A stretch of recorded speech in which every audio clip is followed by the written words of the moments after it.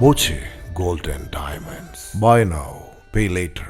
Tamil super താരം അജിത്ത് പാലക്കാട് പെരുവമ്പ് ഊട്ടുകുളങ്ങര ഭഗവതി ക്ഷേത്രത്തിൽ ദർശനത്തിനെത്തി.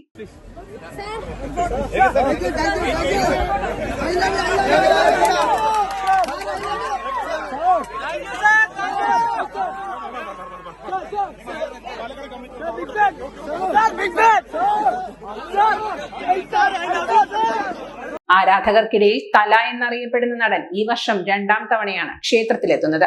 പതിവ് പോലെ ഭാര്യ ശാലിനിക്കും മകനും ഒപ്പമായിരുന്നു ദർശനം. ഇതിനു മുമ്പ് കഴിഞ്ഞ നവംബർ 23-നായിരുന്നു നടൻ ക്ഷേത്രത്തിൽ എത്തിയത്.